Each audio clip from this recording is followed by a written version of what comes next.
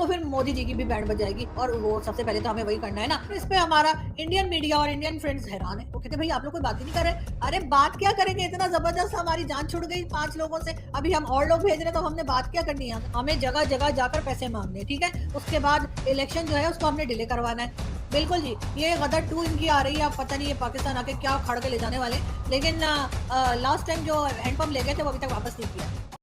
इस पे किस तरीके से काम होता है। और ये जो हैं सीमा सचिन के, पता नहीं सीमा हैदर, मेरी तो समझ में नहीं आ रहा कि इनको कहना क्या है। तो जी इनके साथ क्या किया जाता है और किस तरह से इंडियन गवर्नमेंट जो है वो इनके केस को सुनती है और कोई फैसला करती है। पाकिस्तानी मीडिया यानी कि मेन स्ट्रीम मीडिया जो टीवी चैनल्स हैं वो बिल्कुल खामोश है और इस पे हमारा इंडियन मीडिया और इंडियन फ्रेंड्स हैरान है। वो कहते भाई आप लोग कोई बात ही नहीं कर रहे। अरे बात क्या करेंगे, इतना जबरदस्त हमारी जान छुड़ गई 5 लोगों से, अभी हम और लोग भेज रहे हैं तो हमने बात क्या करनी है। हमें तो बस यही तरीका है, हम भेजते रहेंगे, आप लोग बात करते रहिएगा, हमें कोई टेंशन नहीं है। हमें और बड़े काम पड़े हुए, हमें जगह जगह जाकर पैसे मांगने, ठीक है। उसके बाद इलेक्शन जो है उसको हमने डिले करवाना है, इसलिए कि शहबाज शरीफ साहब कह रहे मैं तो जा रहा 1 साल से पहले, मैं तो दिया तो वहां से सऊदीया से भी पैसे लाया हूँ और IMF से भी पैसे। इनको खराब किया है भला किसने?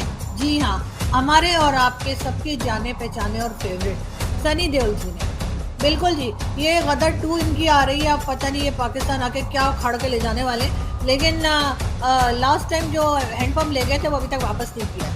और सीमा सचिन, इनका कहना ये है, या सीमा हैदर का कहना ये है कि जी वो गदर फिल्म उन्होंने देखी थी, वो देखकर उनको आइडिया है कि पाकिस्तान से उनको भारत चले जाना चाहिए या फिर किसी इंडियन के साथ उनका लव अफेयर हो जाना चाहिए। लेकिन खैर लव अफेयर होने में कोई हर्ज नहीं है, अगर आप सचमुच में किसी से प्यार करते हैं तो उसके लिए तो जाहिर है कि ना कोई बाउंड्री देखी जाती है, ना कोई रिलीजन देखा जाता है, बस इंसान का बच्चा होना चाहिए। तो जी ये जो है ना, इन्होंने जो है गदर फिल्म देखी थी और गदर के बाद उन्होंने कहा कि जी चलो गदर ही मचा देती हूँ, और ये वहां पहुंच गई।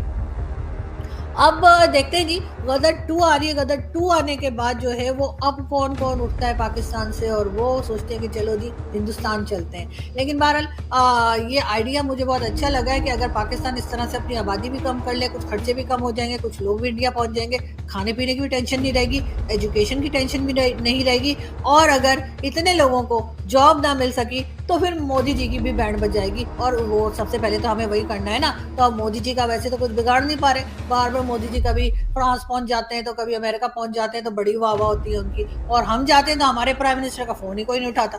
तो अब इससे अच्छा बदला क्या हो सकता है, और यही होने जा रहा है मुझे लगता है। अब देखते हैं कि आगे आगे इस कहानी में कौन सा ट्विस्ट आता है, हम आपको अपडेट करते रहेंगे।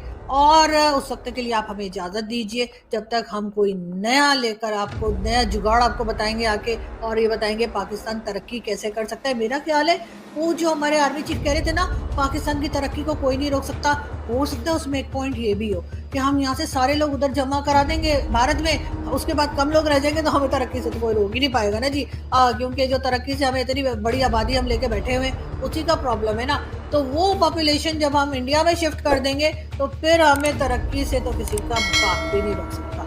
यहाँ से मैं चलती हूँ जी, आपसे फिर मुलाकात होगी। मेरी सीरियस न्यूज़ को जरा सीरियसली सुना करें आप लोग, अच्छा।